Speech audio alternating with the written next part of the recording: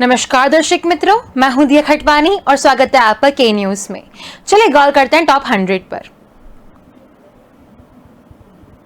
जिले में बढ़ते कोरोना संक्रमण की चेन तोड़ने को 30 जून तक धारा 144 बढ़ा दी गई है। अपर पुलिस उपायुक्त कानून एवं व्यवस्था श्रद्धा पांडे ने आदेश जारी करते हुए बताया कि कोविड-19 के कारण फैल रही महामारी को शासन ने आपदा घोषित किया है। राजद सुप्रीमो लालू प्रसाद यादव ने सोमवार को ट्वीट कर मुख्यमंत्री नीतीश कुमार पर चढ़ावा लेने का आरोप लगाया है।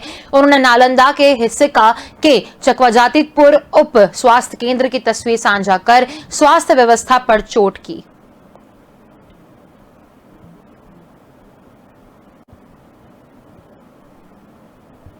केंद्र स्वास्थ्य मंत्रालय ने मीडिया में आया उन खबरों को सोमवार को आधारहीन एवं गलत बताया, जिनमें दावा किया गया है कि कोविड-19 टीकाकरण के लिए कोविन ऐप पर सकलपूर्ता पंजीकरण करने के बावजूद टीका नहीं लग रहा है।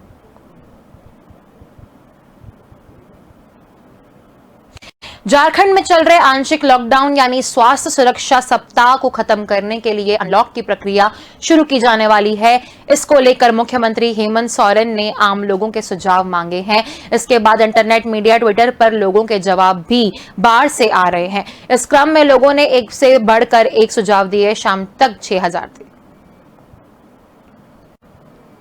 दिल्ली में सोमवार देर रात भूकंप के हल्के झटके महसूस किए गए हैं। रिक्टर पैमाने पर इस भूकंप की तीव्रता 2.4 मैग्नीट्यूड मापी गई है। वहीं भूकंप के झटके लगते ही लोग अपने घरों से बाहर निकल आए। खासकर फ्लैटों में रहने वाले लोग ज्यादा ढेर जमा हो गए। 10वीं के रिजल्ट को लेकर central board of secondary education काफी सख्त हो गया है। इस मद्देनजर बोर्ड सभी स्कूलों से 30 जून तक स्कूलों के मार्क्स की मांग कर रहा है। इसके लिए गाइडलाइन जारी की गई है।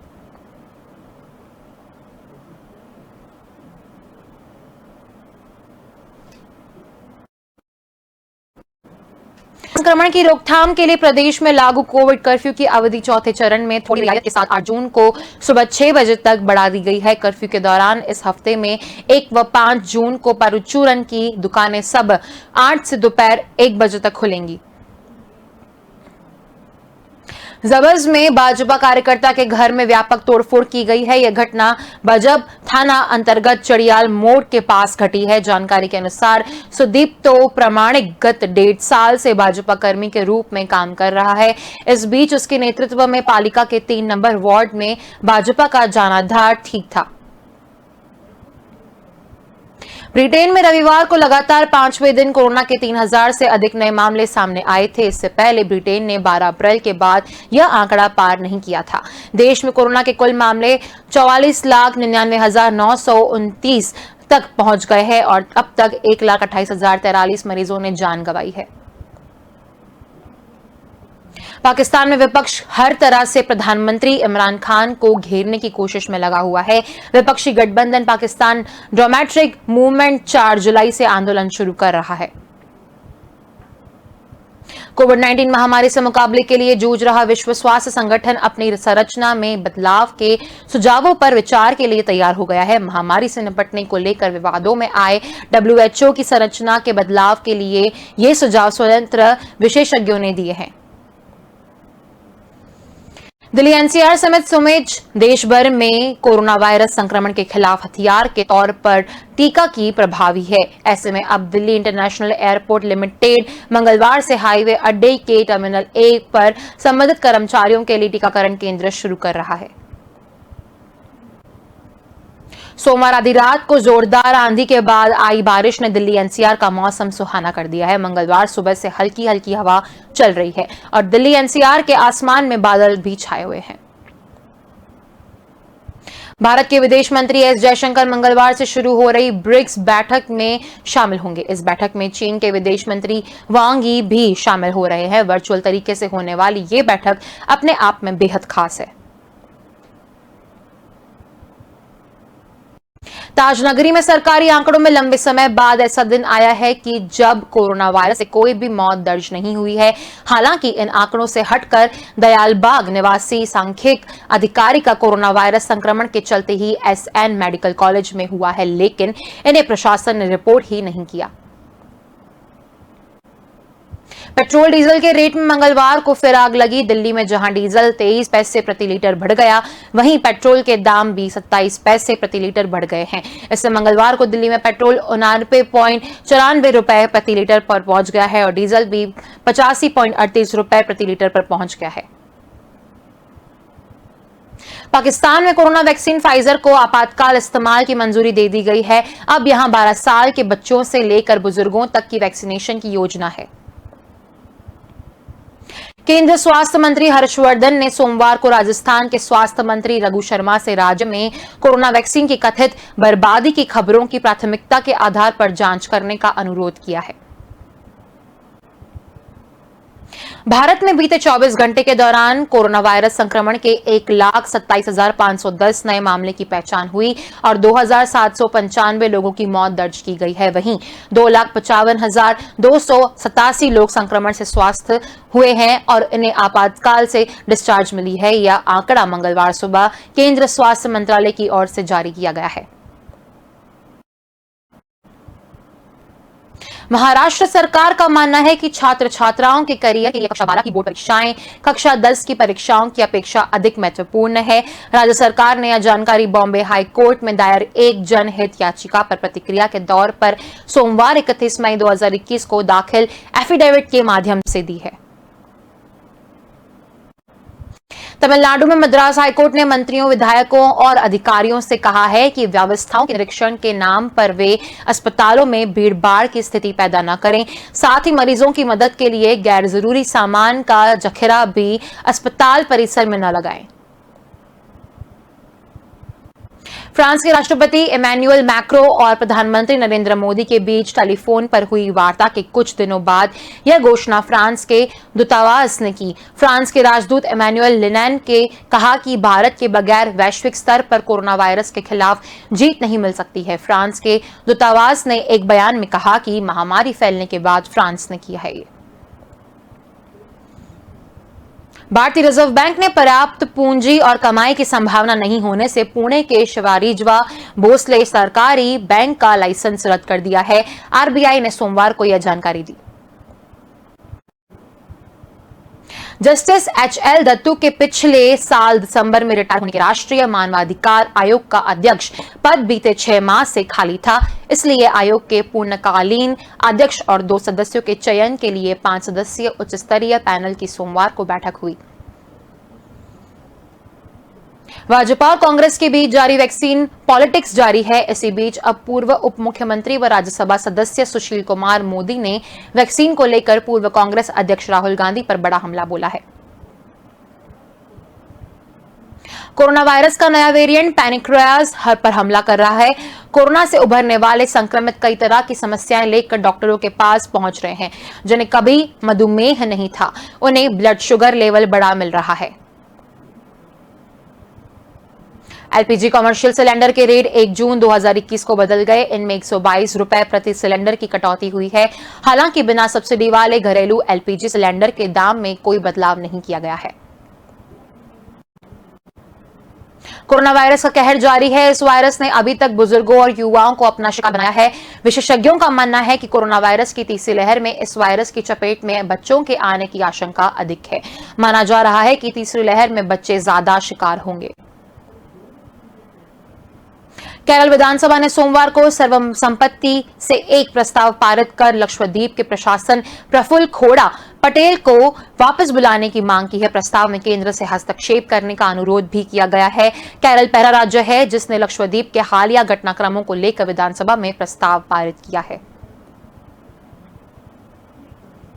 अफगानिस्तान क्रिकेट बोर्ड ने सोमवार को राष्ट्रीय टीम के कप्तान के पद से असगर अफगान को हटा दिया है। एसीबी ने एक आधिकारिक विज्ञप्ति में कहा कि निर्णय के अनुसार बाएं हाथ के हशमतुल्लाह शाहिदी को राष्ट्रीय टीम का नया वनडे और टेस्ट कप्तान नियुक्त किया गया है।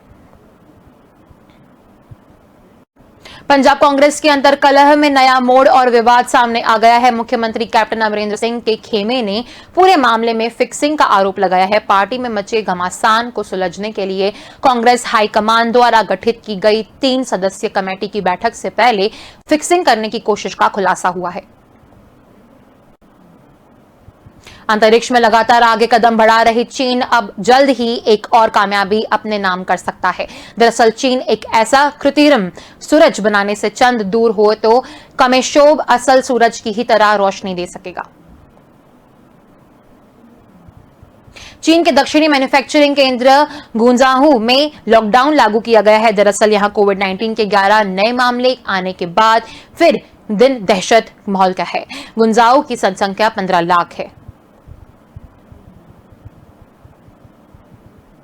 हाल में संपन्न बंगाल विधानसभा चुनाव के बाद लगातार तीसरी बार मुख्यमंत्री की कमान संभालने के बाद से ही ममता बनर्जी एक्शन मोड में नजर आ रही है। निवृत्तम मुख्य सचिव अलापन बंदोपाध्याय के तबादले को लेकर केंद्र सरकार से चल रहे टकराव के बीच राज्य सरकार ने पुलिस विभाग में बड़ा फेरबदल किया है। दिल्ली हाईकोर्ट ने कोरोना वायरस संक्रमण महामारी के दौरान निजी स्कूलों के छात्रों से वार्षिक और विकास शुल्क वसूलने पर रोक लगाने के दिल्ली सरकार के आदेश को निरस्त कर दिया गया है। दिल्ली हाईकोर्ट ने न्यायमूर्ति जयंत नाथ की पीठ ने कहा कि दिल्ली सरकार के इस आदेश से स्कूलों का कामकाज प्रभावित होगा। Central board of secondary education की 12वीं की परीक्षा टालने की याचिकाओं पर सुप्रीम कोर्ट 3 जून को सुनवाई करेगा। केंद्र ने भी परीक्षा पर फैसले के लिए 2 दिन का वक्त मांगा है, पर यह परीक्षाएं कराने के लिए शिक्षा मंत्रालय ने ड्राफ्ट तैयार कर लिया है। अयोध्या में श्री राम जन्मभूमि पर भव्य मंदिर निर्माण के लिए बनाई जा रही नींव की पहली बार तस्वीरें सामने आई है। नींव की 6 लेयर तैयार हो चुकी है। कुल 44 लेयर बनाई जानी है। केंद्रीय शिक्षा मंत्री रमेश पोखरियाल निशंक को आज 1 जून को कोरोना संक्रमण के बाद की समस्याओं के चलते एम्स में भर्ती किया गया है। शिक्षा मंत्री अपने अप्रैल महीने की कोरोना संक्रमित हुए थे, जिससे वे ठीक हो चुके हैं। केंद्रीय रक्षा मंत्री राजनाथ सिंह ने मंगलवार को अपने ऑस्ट्रेलिया समक्ष पीटर डटन से बात की। दोनों देशों के रक्षा मंत्रियों के बीच महामारी कोविड-19 से बिगड़ते हालात को लेकर बातचीत हुई। उत्तर प्रदेश में अगले साल होने वाले विधानसभा चुनावों से पहले राज्य में बीजेपी की बैठकों का सिलसिला तेज हो गया है। मीटिंगों का यह दौर संकेत देता है कि पार्टी कोविड संकट से निपटने को लेकर सीएम योगी की आलोचना को लेकर चिंतित है। राजस्थान सरकार ने लॉकडाउन के बाद कोरोना वायरस संक्रमण मामलों में आई गिरावट को देखते हुए 2 जून से संशोधित लॉकडाउन लागू करने का फैसला किया है, जिसमें व्यवसायिक गतिविधियों को सीमित छूट दी गई है। गृह विभाग ने सोमवार को इस बारे में दिशा निर्देश जारी किए हैं। देश भर में जल्द ही चौथा सेरो सर्वे होगा। इसके अंतर्गत कुल 28,000 सैंपल लिए जाएंगे। सेरो सर्वे 14,000 बच्चे और 14,000 व्यावसायिक के बीच होगा। यह सर्वे जून से शुरू होकर इसी माह में ही खत्म होगा। सर्वे में ग्रामीण इलाकों पर खास जोर है। उच्चतम न्यायालय ने मंगलवार को दिल्ली उच्च न्यायालय के उस आदेश के कार्यान्वयन पर रोक लगा दी है, जिसमें केंद्र द्वारा निजी अस्पताल के लिए ऑक्सीजन कंसंट्रेटर के आयात पर एकीकृत वस्तु एवं सेवा कर को असंवैधानिक करार दिया है। कोरोना के इलाज के लिए रक्षा अनुसंधान एवं विकास संगठन की ओर से विकसित की गई दवाई डीऑक्सी डी ग्लूकोज डॉक्टरों की देखरेख में मरीजों को दी जा सकेगी। इसके लिए मरीजों के पास डॉक्टरों की प्रिस्क्रिप्शन होना अनिवार्य है। भारत के विदेश मंत्री एस जयशंकर मंगलवार से शुरू हो रही ब्रिक्स बैठक में शामिल होंगे। इस बैठक में चीन के विदेश मंत्री वांग यी भी शामिल हो रहे हैं। वर्चुअल तरीके से होने वाली यह बैठक अपने आप में बेहद खास है। पश्चिम बंगाल के पूर्व मुख्य सचिव अलापन बंदोपाध्याय को आपदा प्रबंधक अधिनियम 2005 के तहत कारण बताओ नोटिस जारी कर 3 दिन के भीतर जवाब देने को कहा गया है। चीन में बर्ड फ्लू का H10N3 स्ट्रेन से संक्रमित पहले शख्स का मामला सामने आया है। यह मामला देश के पूर्व जियांगसू प्रांत में पता चल गया है। यह जानकारी राष्ट्रीय स्वास्थ्य आयोग ने मंगलवार को दी। जियांगसू शहर निवासी 41 वर्षीय शख्स में बर्ड फ्लू का संक्रमण है। पश्चिम बंगाल की मुख्यमंत्री ममता बनर्जी ने चीफ सेक्रेटरी अलापन बंदोपाध्याय के मामले में गुमराह करने के साथ ही प्रधानमंत्री नरेंद्र मोदी द्वारा चक्रवात यास के बाद हालातों का जायजा लेने के लिए आयोजित समीक्षा बैठक में प्रोटोकॉल का उल्लंघन किया। अमेरिका के राष्ट्रपति जो बाइडेन ने कहा है कि अमेरिका सहित पूरी दुनिया में लोकतंत्र पर खतरा है। बाइडेन आर्लिंगटन में युद्ध के मारे गए अमेरिकी लोगों की याद में हुए कार्यक्रम में विचार व्यक्त कर रहे हैं। CNN ने उनके इस व्यक्तित्व को प्रकाशित किया है। नरेंद्र मोदी आज शाम 12वीं की बोर्ड परीक्षाओं को लेकर एक अहम बैठक की अध्यक्षता करेंगे। सभी राज्यों और अन्य अधिकारियों के साथ व्यापक चर्चा के बाद उन्हें सभी संभावित विकल्पों के बारे में बताया जाएगा। देश में कोरोना की रफ्तार तेजी से कम हो रही है। बीते दिन देश में 1,26,649 लोगों की कोरोना रिपोर्ट पॉजिटिव आई है। इस दौरान 2,54,879 लोगों ने संक्रमण को भी मात दी है। नए संक्रमितों का आंकड़ा बीते 55 दिनों में सबसे कम है। मौत के आंकड़ों में भी कमी आने लगी है। करीब 35 दिन बाद सोमवार को रोजाना मौत का आंकड़ा 3,000 से नीचे आया। इस दौरान 2,781 संक्रमितों की मौत हो गई। इससे पहले 26 अप्रैल को 2,762 लोगों की जान गई थी। एक्टिव केस यानी इलाज कर रहे मरीजों की संख्या में एक दिन में 1,31,031 की गिरावट आई है। अब 18,90,975 संक्रमितों का इलाज चल रहा है। बीते 22 दिन में इनमें 18,50,327 की कमी आई है। दूसरी लहर में 9 मई को पीक आया था, तब 37,41,302 एक्टिव केस थे।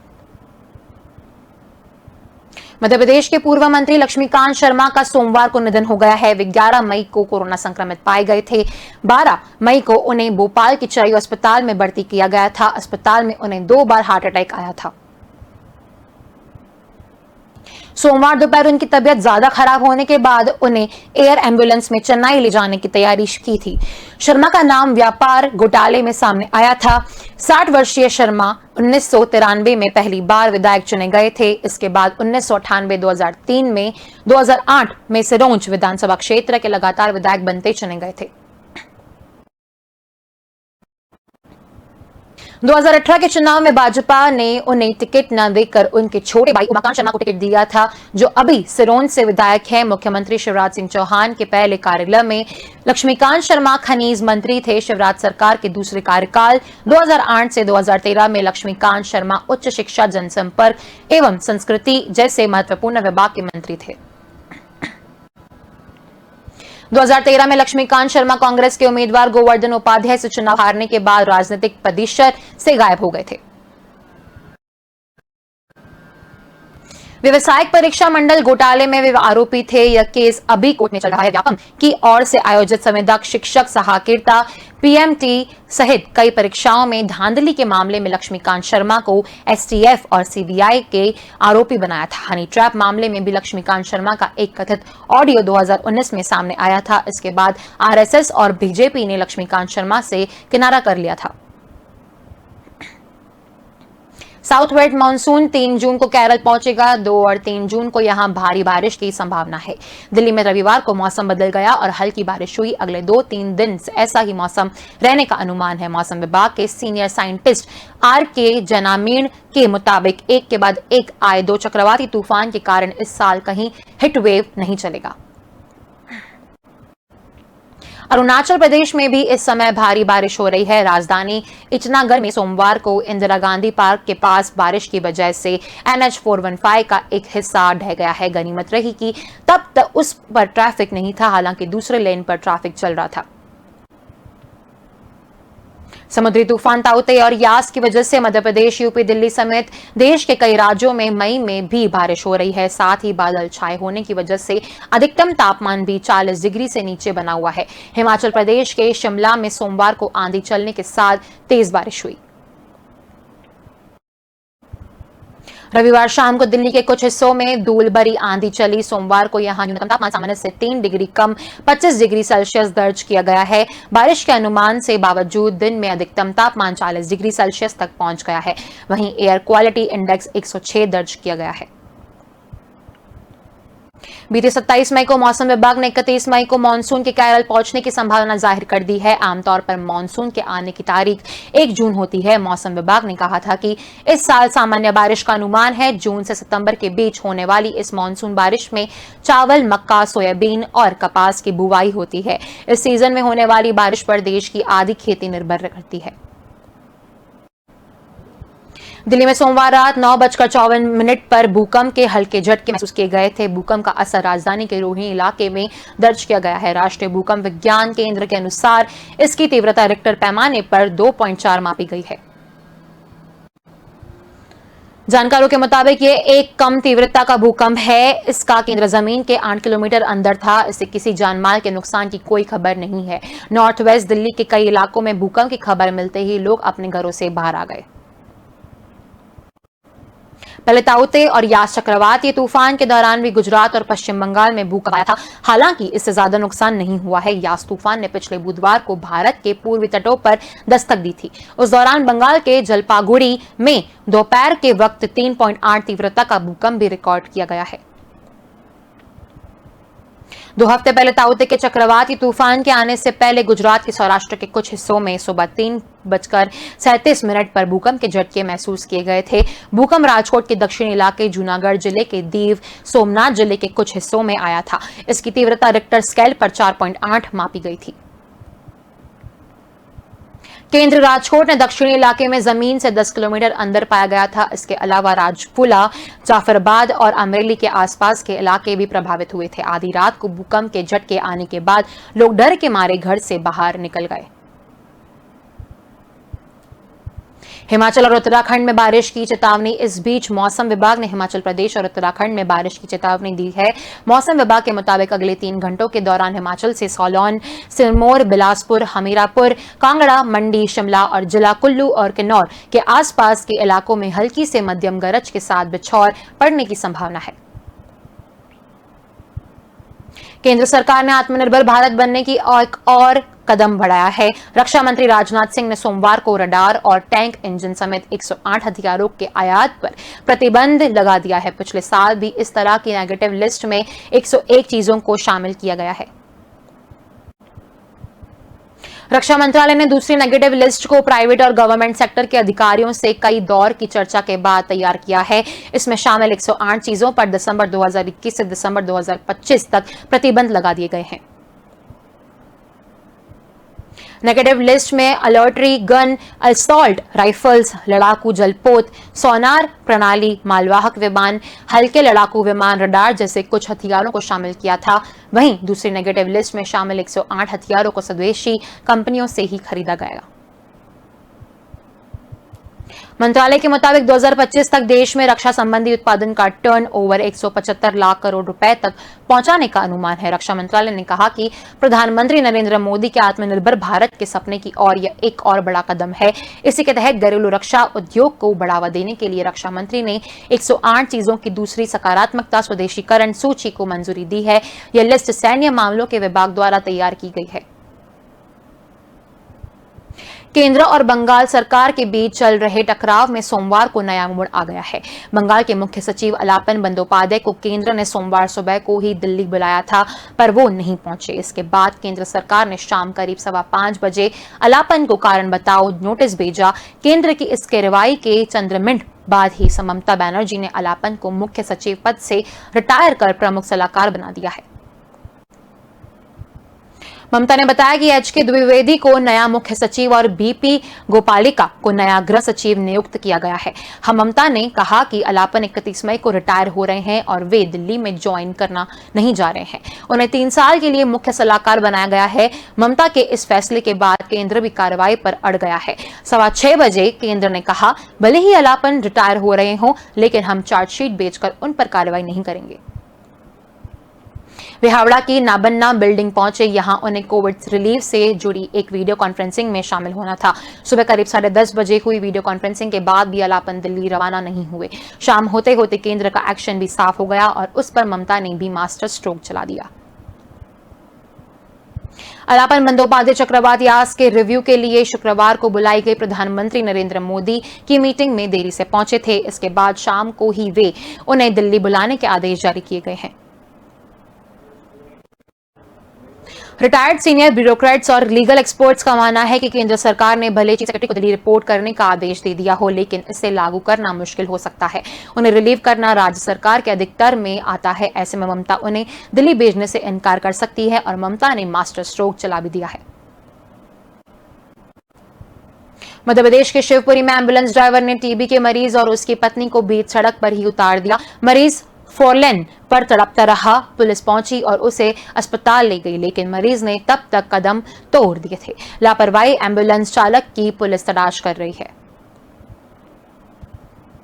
पुलिस के मुताबिक मरीज को ग्वालियर से शिवपुरी लाया जा रहा है। इस दौरान मरीज के साथ उसकी महज 25 दिन की बेटी की साथ है। रास्ते में मामूली बात पर विवाद हुआ और एम्बुलेंस ड्राइवर उन्हें बीच सड़क पर छोड़कर भाग गया। पत्नी रचना ने बताया कि बीमार नरेंद्र जाटव ने ग्वालियर से शिवपुरी के शाहपुरा आने के लिए 2000 रुपए में एम्बुलेंस की। रास्ते में परेशान नरेंद्र रोने लगे। इसी बात को लेकर उसकी ड्राइवर की कुछ मकासुनी हो गई। इसी वजह से चालक उन्हें सड़क पर ही छोड़कर चला गया। नरेंद्र फ्लोरेन पर ही काफी देर तक पड़ा रहा। उसकी अचानक से हालत बिगड़ी और वह तड़पते हुए अचेत हो गया। घटना शनिवार की बताई जा रही है। रविवार को इसका वीडियो सामने आया है। घटना की सूची मिलने पर सुभाषपुरा थाना प्रभारी मनीष जदोन पुलिस बल के साथ मौके पर पहुंचे तो नरेंद्र मरणासन अवस्था में था। पुलिस नरेंद्र को लेकर सतनवाड़ा अस्पताल आई, जहां पर उसका प्राथमिक इलाज हुआ। फिर डॉक्टर ने उसे जिला अस्पताल रेफर कर दिया। यहां पर लाते लाते नरेंद्र की मौत हो गई। एसपी राजेश सिंह चंदेल ने बताया कि मामले की जांच की जा रही है। पुलिस को सूचना मिली थी कि कोई युवक अपनी पत्नी से मारपीट कर रहा है। वह अपनी बच्ची को भी मार रहा है। राहगीरों ने छिड़ाया था। पत्नी ने पुलिस को एम्बुलेंस के छोड़ने की बात कही है। अज्ञात एम्बुलेंस चालक की भी तलाश की जा रही है। प्रधानमंत्री नरेंद्र मोदी और मुख्यमंत्री आदित्यनाथ योगी कोरोना में अनाथ हुए बच्चों की देखभाल की जिम्मेदारी लेने की बात कर रहे हैं, लेकिन कुछ बच्चे इलाज के अभाव से ही दम तोड़ रहे हैं। ऐसे ही एक मामला उत्तर प्रदेश के बाराबंकी में आया है। यहां बदहाल स्वास्थ्य व्यवस्था और डॉक्टरों की लापरवाही के चलते एक 5 माह की बच्ची की जान चली गई। पिता बेटी को अस्पताल लेकर पहुंचा तो वहां इमरजेंसी में कोई डॉक्टर नहीं था। वह बेटी को गोद में लेकर 2 घंटे तक डॉक्टरों को खोजता रहा। इस बीच उनकी बच्ची की मौत हो गई। मामला सिरौली घोसपुर स्थित संयुक्त चिकित्सालय का है। बच्ची की मौत के बाद उसके माता पिता ने अस्पताल परिसर में जमकर हंगामा किया। सूचना मिलते ही मौके पर पहुंची पुलिस ने परिजनों को समझा बुझाकर शांत कराया। वहीं इस मामले में सीएमओ ने जांच कराकर दोषियों पर कार्रवाई की बात कर रहे हैं। सीएम डॉक्टर BKS चौहान का कहना है कि बच्ची को जब अस्पताल लाया गया था तब वह मर चुकी थी। डॉक्टरों ने बच्ची को देखा कि वायरल वीडियो सीएमओ के इस दावे को झुठला रहा है। वीडियो में साफ दिख रहा है कि पिता अपनी बच्ची को लेकर अस्पताल में इलाज के लिए गिड़गिड़ा रहा है, लेकिन उसे देखने कोई डॉक्टर नहीं आया। वीडियो में भी कोई डॉक्टर नहीं नजर आ रहा है। पिता अपनी बेटी को अपने मुंह से सांस देने की कोशिश करा रहा है, लेकिन वह सफल नहीं होता है। बदहवास पिता और कुछ अन्य लोगों एक अस्पताल कर्मी से पूछ रहे हैं कि इस समय किस डॉक्टर की ड्यूटी लगी है, लेकिन उसे जवाब नहीं मिलता है। बिना इलाज मिले बच्ची ने तड़प तड़प कर दम तोड़ दिया। राजस्थान में 46 दिन बाद 2 जून से अनलॉक की शुरुआत होगी। सरकार ने इसके लिए नई गाइडलाइन जारी कर दी है। यह गाइडलाइन बुधवार से लागू होगी। इसके तहत सप्ताह में 4 दिन यानी मंगलवार से शुक्रवार तक सशर्त बाजार खोलने और आवाजाही करने की अनुमति दी है। गाइडलाइन बुधवार से लागू होती तो इस हफ्ते सिर्फ 3 दिन ही छूट मिलेगी। सरकार ने यह फैसला लगाकर कम हो रही संक्रमितों की संख्या को चलते लिया है। प्रदेश में एक्टिव केसों की संख्या 10,000 आने तक शुक्रवार दोपहर 12 बजे से मंगलवार सुबह 5 बजे तक वीकेंड कर्फ्यू रहेगा। दिनों में दोपहर 12 बजे से अगले दिन सुबह 5 बजे तक कर्फ्यू रहेगा। पॉजिटिविटी रेट 10% से कम या आईसीयू वेंटिलेटर बेड वाले मरीज 60% से कम हो रहे हैं। ऐसे जिलों में भी बाजार खुल सकेंगे। 2 जून से 25% कर्मचारियों के साथ सभी सरकारी ऑफिस सुबह 9 बजे से दोपहर बाद 4 बजे तक खुलेंगे। इसके बाद 7 जून से सभी सरकारी ऑफिस 50% कर्मचारियों के साथ खुलेंगे। 10 जून के बाद सभी रोडवेज और निजी बसों को चलाया जाएगा। इसके लिए अलग से आदेश जारी होंगे। बाकी सेवाओं पर पहले वाले प्रावधान लागू होंगे। किराना, फल, सब्जी की दुकानें, दूध और डायरी का समय पहले वाला ही रहेगा। अंतरराष्ट्रीय स्तर के आधुनिक ऑडिटोरियम व कल्चरल सेंटर बनाने का रास्ता साफ हो गया है। प्रदेश सरकार ने वर्ष 2020 से 21 के बजट में इसके निर्माण की DPR के लिए 1 करोड़ के बजट की घोषणा की है। फिर पिछले साल के बजट में 60 लाख रुपए की लागत से 1500 व्यक्तियों के बैठने की क्षमता का ऑडिटोरियम व कल्चरल सेंटर के निर्माण भी घोषित की थी।